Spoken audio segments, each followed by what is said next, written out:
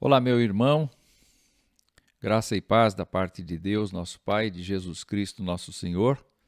Nós continuamos no nosso módulo do Manual Presbiteriano, para o curso preparatório para oficiais da Igreja Presbiteriana de Jundiaí, e estou muito feliz de estar com você mais uma vez.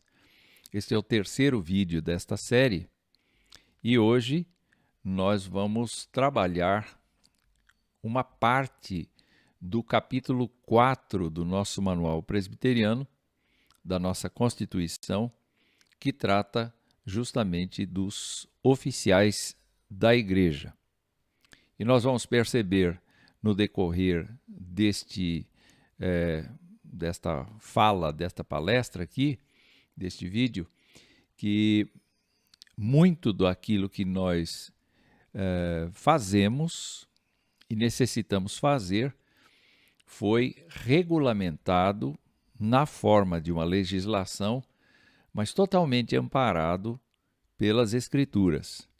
Até porque a Igreja Presbiteriana do Brasil considera que as Escrituras são a nossa regra de fé e prática e, portanto, na gestão não podia ser diferente, não é?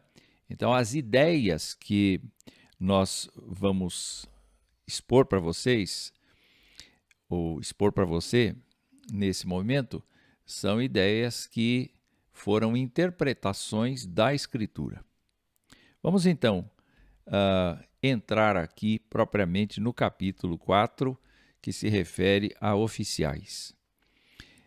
A nossa Constituição prevê que existem 3 modalidades de oficiais. A primeira modalidade, a nossa Constituição chama de ministros do Evangelho. Quando pensamos no nosso pastor, no pastor local, a nossa Constituição o denomina como ministro.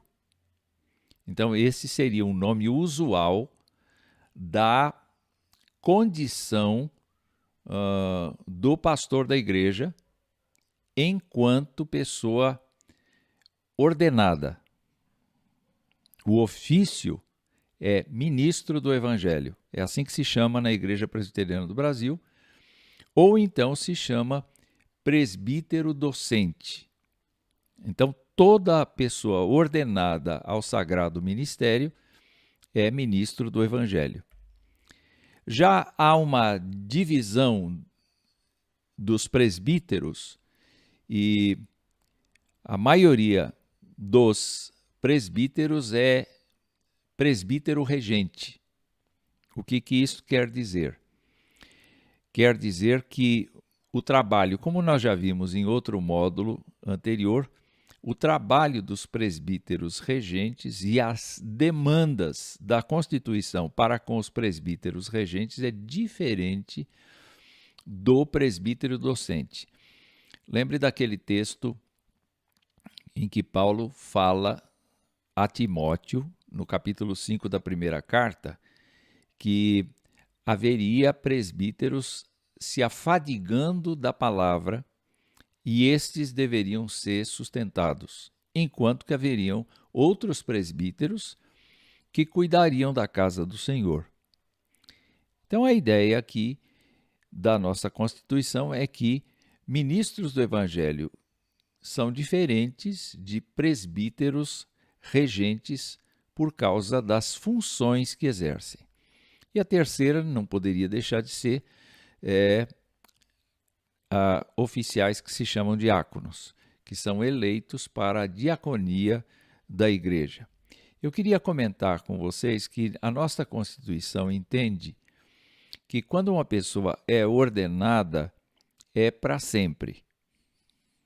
Isso significa que se ela não tiver nenhuma disciplina, se ela não se mudar de denominação, sair da Igreja Presbiteriana do Brasil e ir para outra denominação, se ela não promover nenhuma irregularidade, ela continuará sendo diácono ou presbítero para o resto da sua vida, não é?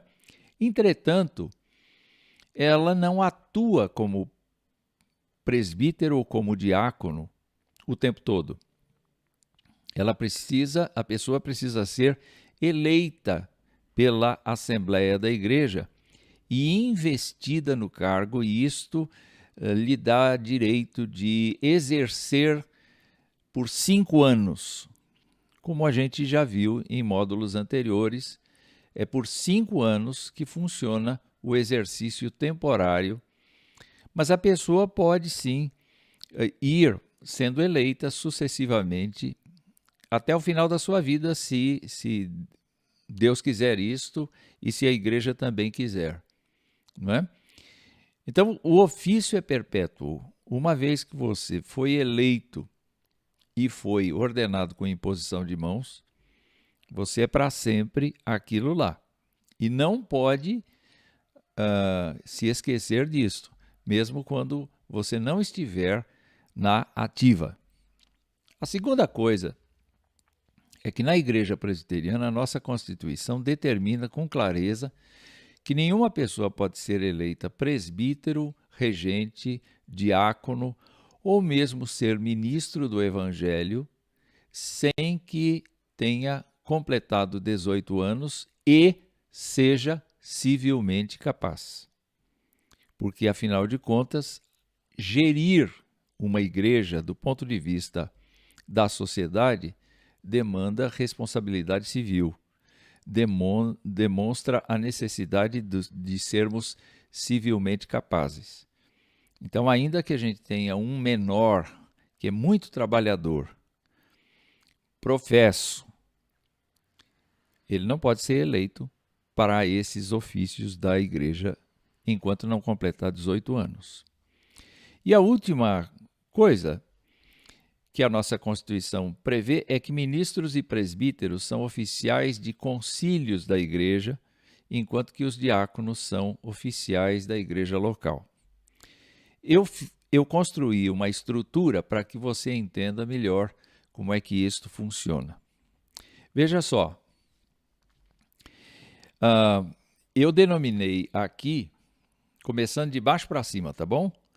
Eu denominei aqui igreja local A, igreja local Z. Então, vai de A a Z. Quantas igrejas um presbitério puder ter. Quer dizer, o presbitério é o que supervisiona todas as igrejas.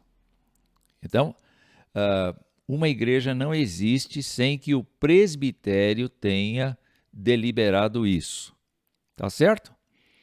Bom, mas um presbitério não existe se não houver um sínodo que crie esse presbitério. Então veja só, a igreja local está sediada num ponto da cidade. Ela é filiada a um presbitério que está concentrado numa região, seja do estado, seja do município. No caso de São Paulo, por exemplo, que é uma grande capital, a gente tem vários presbitérios dentro da mesma cidade. Mas aqui, na nossa região, nós temos várias igrejas de várias cidades compondo um presbitério na região. Esse presbitério se reporta a um sínodo, que é de uma região mais expandida. Pois bem, isto é uma parte da igreja. Se você se lembrar, nós temos quase 300 presbitérios no Brasil, nós temos mais de 80 sínodos no Brasil e tudo isto ainda não é a Assembleia Geral. Não é? Como é que se compõe a Assembleia Geral? A Assembleia Geral não se compõe com representantes de sínodo, e sim com representantes de presbitérios. E também os sínodos são compostos por representações de presbitérios. Então dá para perceber que existe aí uma escada, né? Você tem a igreja local, onde existe um conselho de igreja, uma junta diaconal, mas essa igreja faz parte de um presbitério que faz parte de um sínodo. Quando o Supremo Concílio se reúne, os representantes dos presbitérios é que vão. Quando o sínodo se reúne, são os representantes dos presbitérios que vão. É por isso que nós dizemos que o regime da nossa igreja é presbiterial, ele está centrado no presbitério, e ele, então, é representativo, porque para a composição do Supremo Concílio e para a composição do Sínodo, vão os representantes do presbitério. E é isso que eu quero mostrar para vocês. Veja só, os diáconos são exclusivamente da área da igreja local. Eles não têm outra atribuição fora da igreja local. Então, eles são diáconos da igreja. Quando eles se mudam, eles saem da igreja A e vão para a igreja Z, por exemplo, para serem diáconos lá, eles têm que ser eleitos. Não é? O mesmo fenômeno acontece com presbíteros, porém existe uma diferença que nós vamos ver mais tarde, um pouco mais adiante. Agora, você vê uma faixa muito maior aí de ministros e presbíteros. O que acontece? Acontece que na igreja local você tem um conselho que faz uma eleição a cada ano e um dos presbíteros, junto com o pastor, é representante ao presbitério. Tem a reunião do presbitério e lá no presbitério eles promovem uma eleição de pastores e de presbíteros e mandam esses representantes para a reunião do sínodo. Ou então, eles fazem uma eleição entre pastores e presbíteros e mandam estes representantes para a reunião do Supremo Concílio. Dá para entender, então, que estes ministros e presbíteros, eles exercem não apenas a gestão local, mas eles podem, se forem eleitos para isso, ser representantes não apenas da igreja local, mas representantes do presbitério na região do sínodo e na região do Supremo Concílio. E o Supremo Concílio abrange a igreja toda. Não é? Então vamos lá, eu cortei um pedaço do gráfico, mantive aí um pedaço do gráfico só para lembrar o seguinte, que os ministros que são os pastores, né? Os ministros são membros ex officio do presbitério e do conselho quando eles pastoreiam a igreja. Se nós temos um pastor no presbitério que não tem igreja nenhuma, ele não é membro ex officio de conselho nenhum. Mas o pastor que o presbitério designou para a nossa igreja, ele é tanto membro do presbitério ex officio, quanto é membro ex officio do conselho. E para efeito civil, ele se torna o representante civil da igreja perante o poder público e ele é o presidente do conselho da igreja. Tá? Já os presbíteros são membros ex officio do conselho. Ou seja, eles estão lá enquanto estão no mandato. Depois disso, eles não podem nem assistir reunião, a não ser que o presidente os convide para assistir reunião. Então, eles são membros ex officio do conselho enquanto estão na ativa. Quando eles entram para a disponibilidade, aí não. Aí eles não são membros ex officio do conselho. A mesma coisa acontece com os diáconos. Os diáconos são membros ex officio da junta diaconal. Então, não existe diácono solto na igreja. Existe um órgão chamado junta diaconal e o crente eleito para ser diácono é tanto membro da igreja quanto membro da junta diaconal e presta contas a ela e vota dentro dela e exerce o seu papel naquele grupo de trabalho. Obviamente, quando o diácono deixa de exercer na ativa e entra para a disponibilidade, ele, na verdade, não pode mais ser considerado membro da junta diaconal. Espero que tenha sido relativamente claro isso que eu coloquei aqui. Você pode estudar o organograma da Igreja Presbiteriana mais um pouco, não é? Para poder entender como é que estes níveis que nós temos acontecem. E eu quero lembrar você que não é grau de santidade, não. Quem é do Supremo Concílio não é mais santo que o presidente do sínodo, que é mais santo que o presbitério, não. Inclusive, nós podemos ter presbíteros sendo eleitos como presidente do Supremo Concílio, porque presbíteros e ministros têm o mesmo valor de voto nos concílios. Ok? Muito bem. Eu queria lembrar, então, que os ministros e presbíteros são membros ex officio do Sínodo e do Supremo Concílio quando eleitos representantes pelos presbitérios. Então, o que acontece? Quando tem reunião do Supremo Concílio?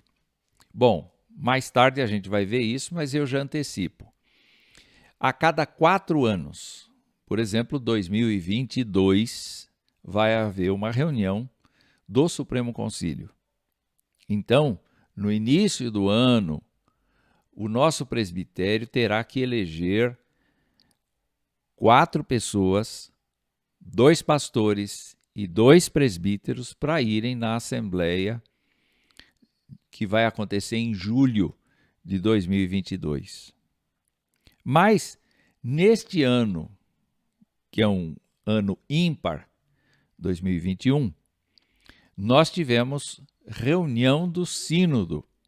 Então, o presbitério elegeu 3 pastores e 3 presbíteros para irem à reunião do sínodo e lá houve, então, a eleição da nova diretoria para 2 anos.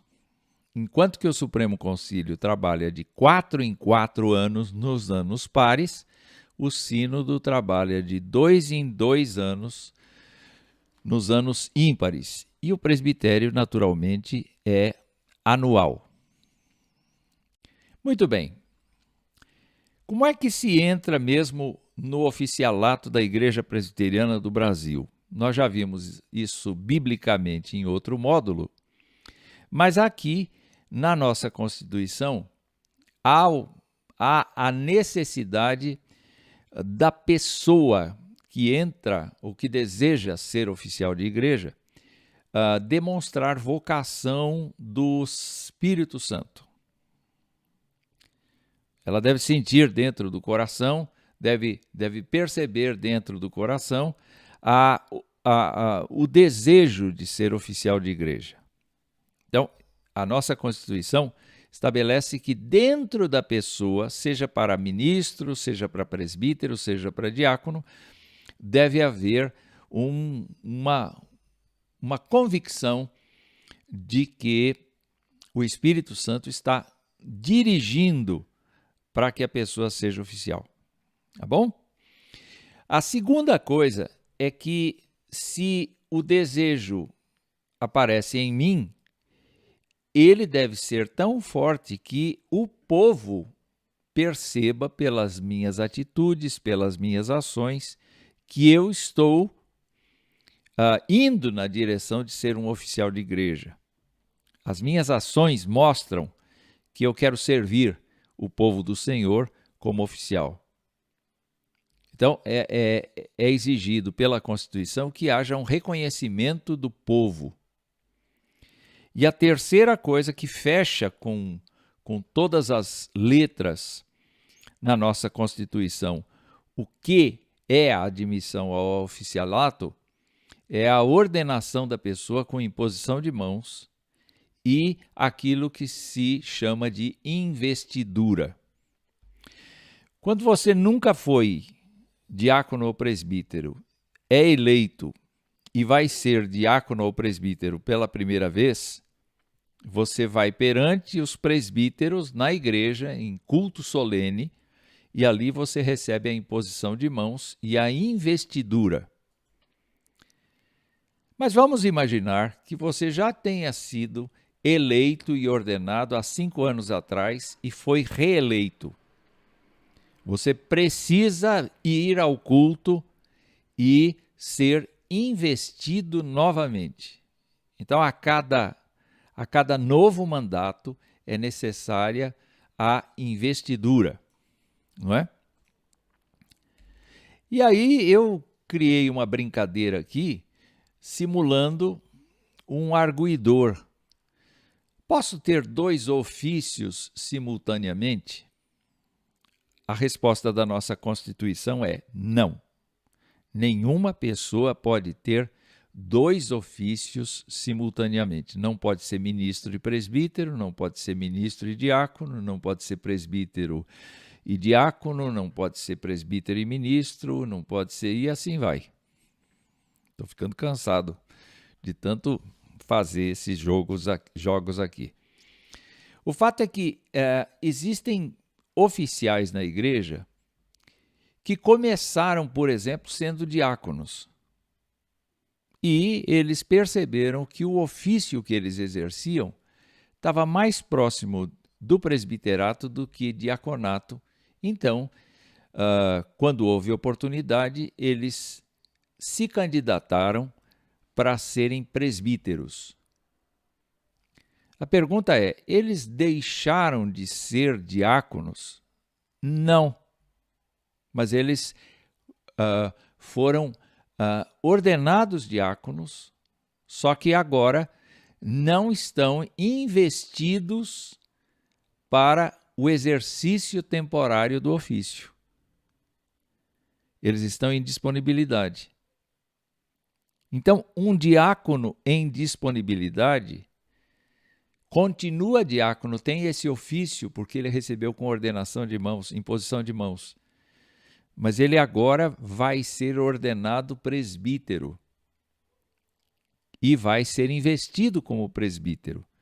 Então, de certa maneira, ele tem 2 ofícios, mas um ele exerce e o outro ele está em disponibilidade e não exerce. Então, só nessa circunstância é que se admite a possibilidade de 2 ofícios, só que um deles está com investidura e o outro está em disponibilidade. Por exemplo, um presbítero que vai para o seminário e é ordenado pastor. Ele perdeu o ofício de presbítero? Não, porque o ofício é perpétuo.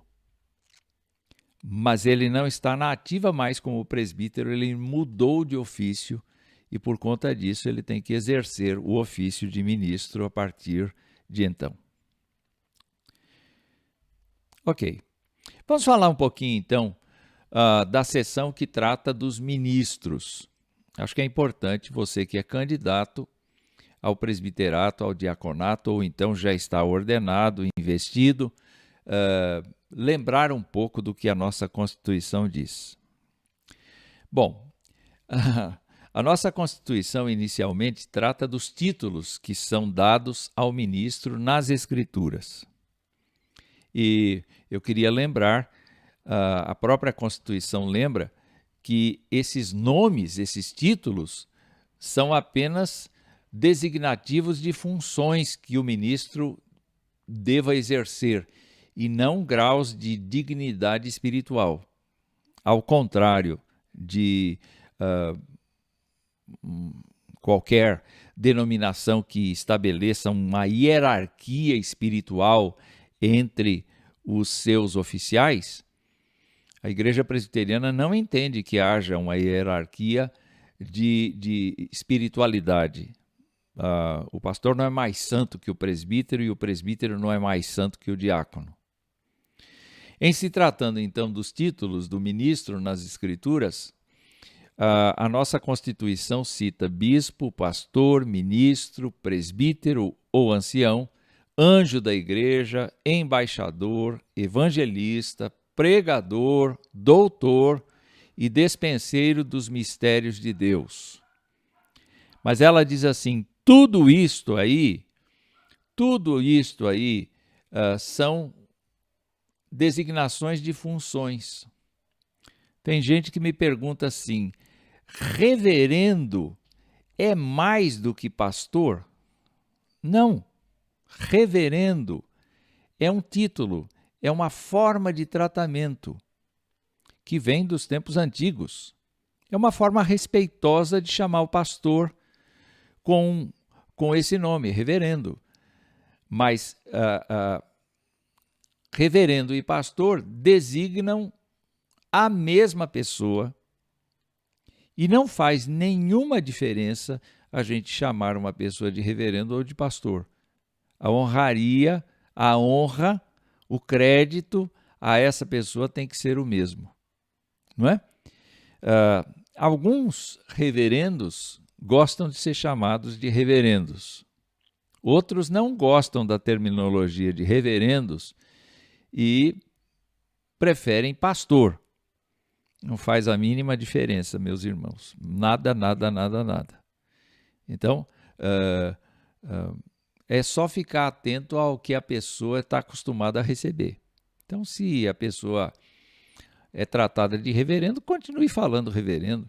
Mas se é tratada de pastor, continue chamando de pastor, não faz diferença nenhuma. Bom, quais são os deveres pessoais do ministro, então? Esse que tem vários títulos na Bíblia, quais são os deveres constitucionais dele que são pessoais? Vamos lá. Ele precisa conhecer a Bíblia e a sua teologia. Ele precisa ter cultura geral, ou seja, não pode ser uma pessoa que conheça apenas a Bíblia e a teologia, mas também tenha conhecimento de várias outras coisas. Precisa ser uma pessoa bem informada e formada. Mas precisa ser apto para ensinar. Isto é, ele precisa ter didática, ele precisa ter comunicação, ele precisa ter facilidade de raciocínio, ele precisa ser rápido no sentido de ensinar. Mas ele precisa ser uma pessoa sã na fé, ou seja, uma pessoa que está em processo de crescimento segundo a imagem de Jesus Cristo. Ele deve ser uma pessoa irrepreensível na vida. Mesmo quando ele falha e o ministro falha, é necessário que, se admoestado, ele reconheça o erro e se corrija. Isso o torna irrepreensível, isso o faz crescer no zelo pessoal. Ele deve ser uma pessoa eficiente, não uma pessoa que enrola. Não é? Uma pessoa eficiente, uma pessoa zelosa, pontual, dinâmica no cumprimento dos seus deveres. É o que exige a nossa Constituição. Ele deve ter uma vida piedosa. Então, ainda que seja uma pessoa muito culta, que tenha conhecimento da Bíblia e da teologia com muita expressão e cultura geral, é uma pessoa que deve ser piedosa. Tem que reunir erudição e piedade na mesma pessoa. E tem que gozar de bom conceito dentro e fora da igreja. O que significa isto? Significa que ele paga suas coisas em dia, que ele tem uma postura de respeitabilidade perante a igreja e perante as pessoas que o cercam na sociedade. Ok? Esses são os deveres pessoais do ministro elencados na Constituição da Igreja. Agora, o pastor ou o ministro deve se dedicar especialmente à pregação da palavra de Deus. Ele pode fazer muitas outras coisas, mas a razão dele estar na igreja é a pregação da palavra de Deus. Porque é necessário que ele responda pela edificação dos crentes. Isso é muita responsabilidade para um homem. E, na verdade, ele precisa se preparar adequadamente para expor o evangelho com clareza e, assim, construir a fé dos irmãos sobre as Escrituras. Eu me lembro do apóstolo Paulo, quando disse aos Coríntios, lá no capítulo 2 da primeira carta, que ele tinha ido a eles com temor e tremor, em fraqueza, sem se preocupar com ensinos humanos, porque, na verdade, ele não queria que a fé daqueles crentes coríntios se baseasse na sua sabedoria pessoal, mas na sabedoria de Deus. Esse é o ponto esse é o ponto crucial para os pastores que cuidam de rebanhos. E a terceira coisa é participação com os presbíteros do governo e disciplina da igreja. O pastor, o ministro, que é pastor da igreja, ele realmente preside não apenas as reuniões do conselho, mas ele preside os tribunais no exercício da disciplina da igreja. Então é necessário que ele tenha isto como dedicação especial do seu trabalho. Mas aí entra uma parte que nenhum presbítero pode executar, só o pastor pode, que é a administração dos sacramentos, batismo e ceia do Senhor. Quer dizer, os presbíteros participam especialmente da distribuição dos elementos da ceia do Senhor, né? Eventualmente, um oficial de igreja pode ajudar o pastor com o batismo, no sentido de carregar os utensílios, no sentido de assessorá-lo ali na cerimônia. Mas ninguém, na igreja presbiteriana, nenhum oficial está credenciado a administrar os sacramentos, a não ser o ministro que foi ordenado para isto. A outra coisa que é função privativa é a invocação da bênção apostólica sobre o povo de Deus. Eu posso pegar 2 Coríntios 13 e ler o último versículo da Bíblia, que é a bênção apostólica. Mas a invocação da bênção apostólica pressupõe a autoridade ministerial. Então, a nossa Constituição veta que qualquer outra pessoa que não o ministro invoque a bênção apostólica sobre o povo de Deus. Mais uma coisa que é privativa do ministro é a orientação e supervisão da liturgia da igreja. Pela nossa Constituição, não é o grupo de louvor que faz a condução litúrgica da igreja. Pela nossa Constituição, ainda que o grupo de louvor tenha uma participação, a liturgia, tanto a orientação quanto a supervisão da liturgia, são exclusivas do ministro. Então, os crentes não têm o direito de fazer o culto de qualquer maneira, sem que o ministro oriente e supervisione essa liturgia, porque, afinal de contas, é uma função privativa dele, segundo a Constituição. E a última coisa é a celebração de casamento religioso com efeito civil. Na nossa Constituição,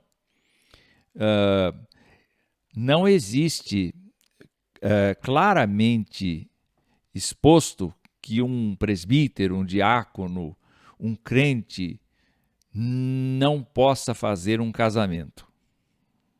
os princípios de liturgia que nós temos na Igreja Presbiteriana do Brasil dão até instruções de um presbítero, por exemplo, fazer uma cerimônia de casamento. O que ele não pode é invocar a bênção apostólica sobre o casal.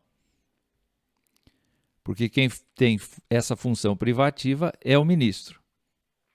Não é? Mas ele também não pode conduzir uma cerimônia de casamento com efeito civil, ou seja, atuar como juiz de paz, como se falava antigamente, não é? Como magistrado civil.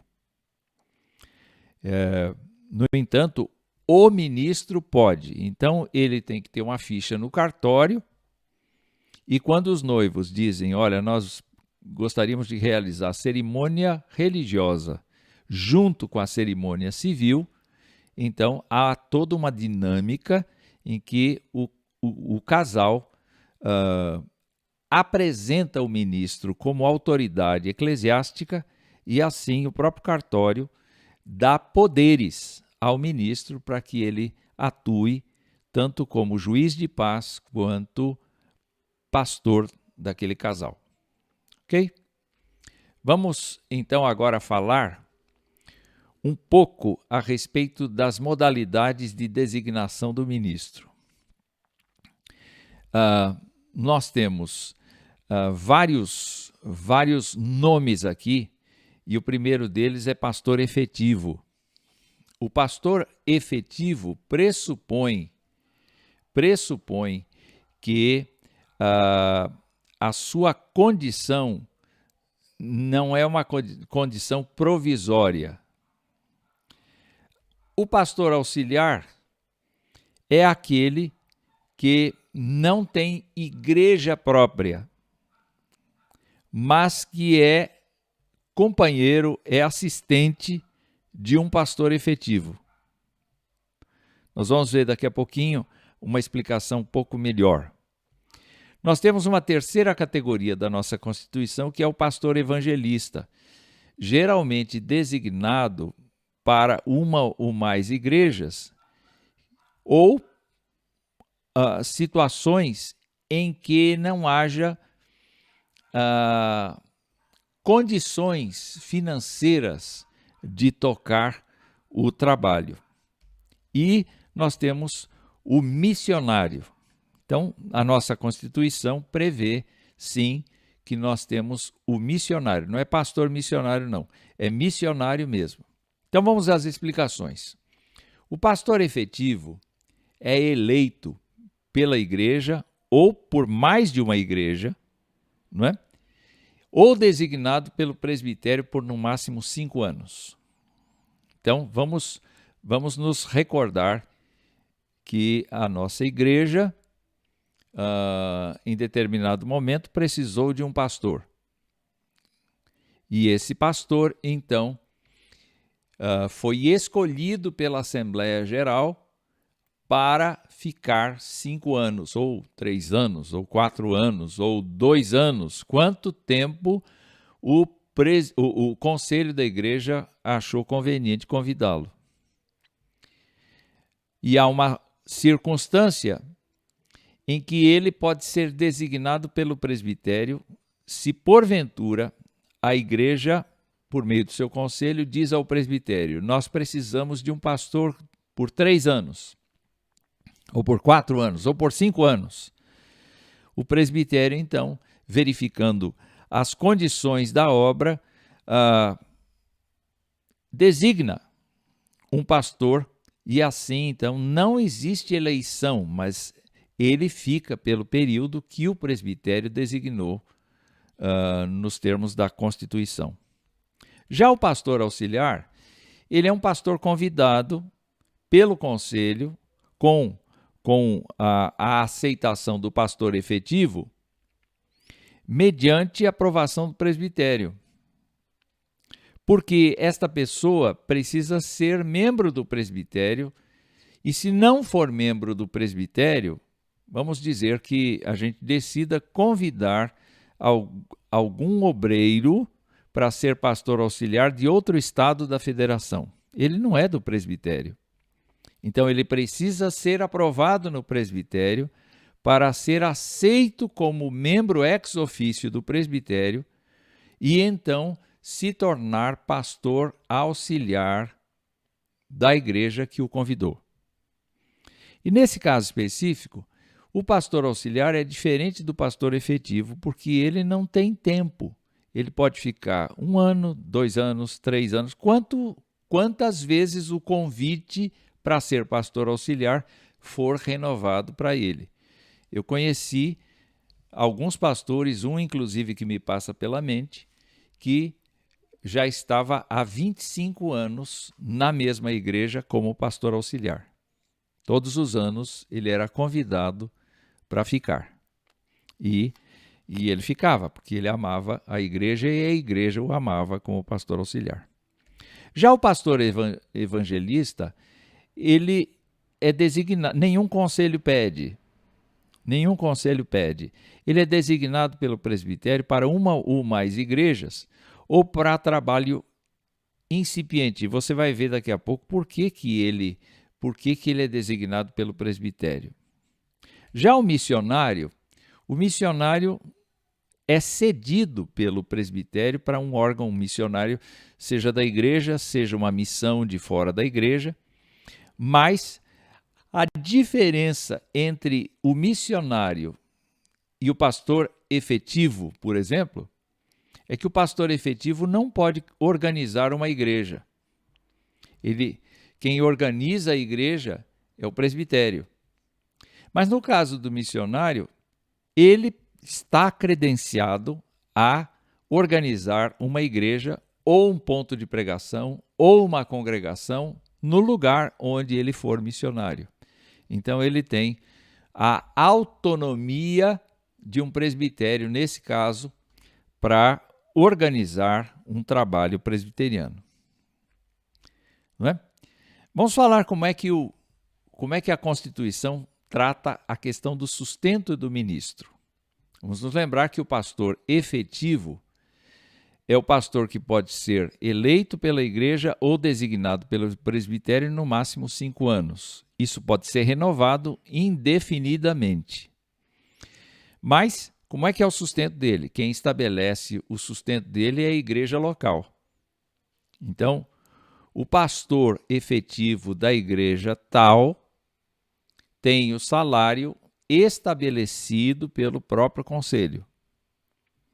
Mas tem conselho e conselho. Tem conselho generoso e tem conselho mesquinho. Tem conselho de igreja com muitos recursos e tem conselho com igreja de poucos recursos. O que vale nessa hora é estabelecer alguma coisa que seja plausível para o presbitério. Então, a igreja local fixa as congruas, mas o presbitério tem que aprovar. Côngrua é, vamos dizer assim, o sustento de um pastor por meio de ofertas, por meio de dízimos. Então, a igreja arrecada dos seus crentes e entrega uma parte disso ao seu pastor, isso se chama côngrua. O pastor auxiliar, o princípio é o mesmo. Se a igreja quer um pastor auxiliar, é ela que tem que pagar. Não é o presbitério, não é outra parte. A igreja local fixa as congras e o presbitério aprova o salário e assim, então, a igreja passa a sustentar pastor efetivo e pastor auxiliar da mesma maneira. Mas nós temos o pastor evangelista e o pastor evangelista fica a cargo sob a responsabilidade do presbitério. A última decisão do nosso presbitério a esse respeito é que um pastor evangelista ia ser pago pelo presbitério, que ia sustentá-lo. Em compensação, a igreja que não tem condições de estabelecer as congras do pastor porque não tem fundos suficientes, ela envia 40% da sua arrecadação ao presbitério e o presbitério devolve um pastor pago as suas expensas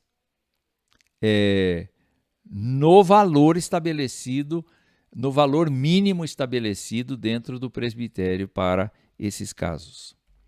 E no caso do missionário, o presbitério não se envolve, nem a igreja local se envolve com o pagamento do salário dele. Quem define o salário dele é o órgão missionário.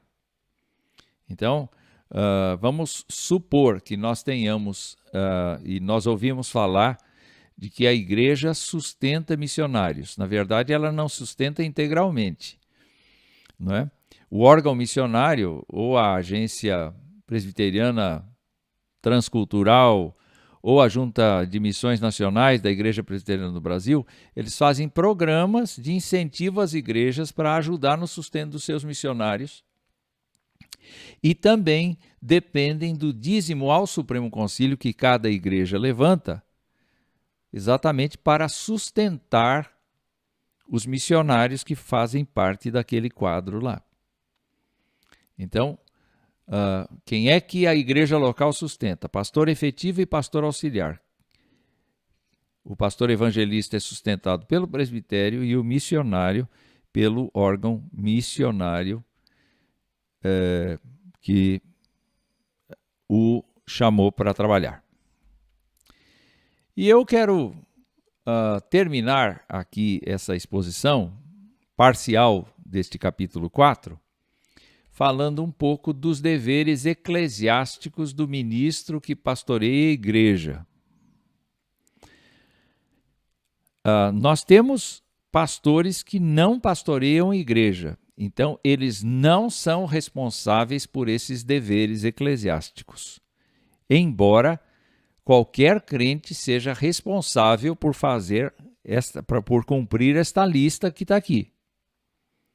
Então, ainda que um pastor não tenha igreja nenhuma, ele não pode deixar de cuidar, ter esse cuidado espiritual com as pessoas que o cercam. Mas, especificamente, o ministro que pastoreia a igreja tem alguns deveres que estão aí. Ele precisa orar com o rebanho e pelo rebanho. Duas coisas distintas. Uma, em casa, no escritório dele, e outra, naturalmente, com a pessoa que necessita de oração. A nossa Constituição trabalha muito o conceito de que o pastor é um companheiro de oração. Apacentar o crente na doutrina cristã. E isso muitas vezes vai requerer do pastor uma paciência incrível, porque geralmente nós somos muito difíceis de aprender uma verdade cristã e passá-la para a prática cristã. Nós somos muito teóricos e muito frágeis. Então, o pastor tem que ter o trabalho de nos fazer andar pelo caminho certo, dê uma boa espiada naquilo que o apóstolo Paulo disse a respeito deste assunto a Timóteo. Se não me falha a memória, no capítulo 2 da segunda carta. Terceiro, exercer as suas funções de maneira zelosa.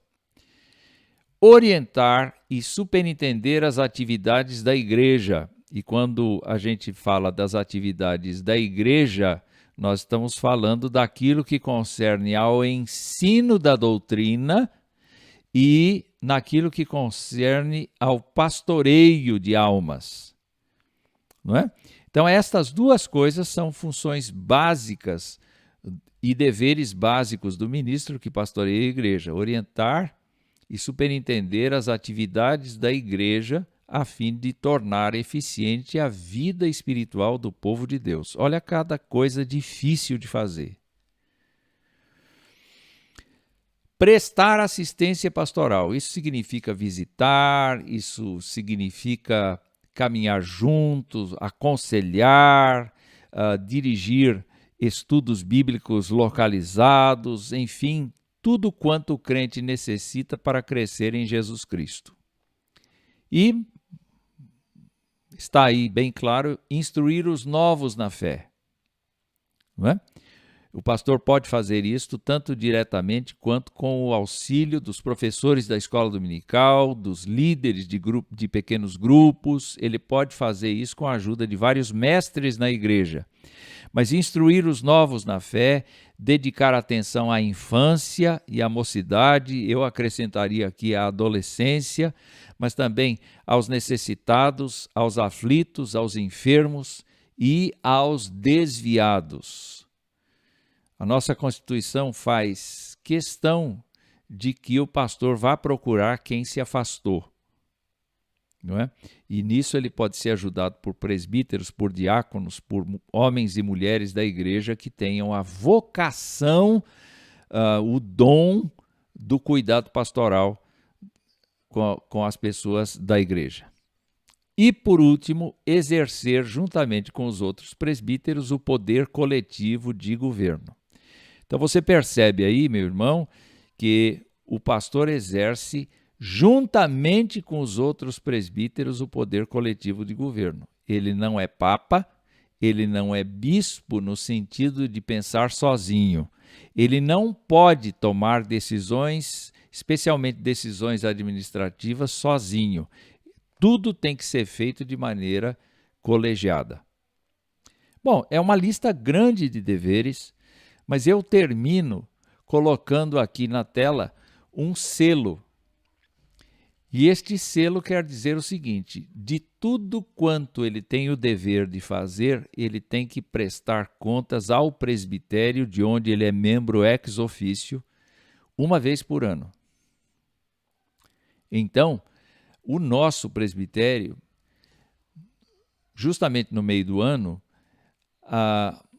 encaminha uma folha de avaliação do ministro e uma folha de avaliação do conselho para o inverso, né? A avaliação do pastor vai para o conselho e a avaliação do conselho vai para o pastor. E assim, todos eles, conselho e pastor, estão cientes dos deveres que cada parte tem que cumprir. E assim, então, isto ajuda, contribui nos relatórios que o ministro deve oferecer ao presbitério anualmente. Então, dá para perceber que o trabalho pastoral exige muita seriedade, muita entrega do pastor. É assim que enxerga a nossa Constituição.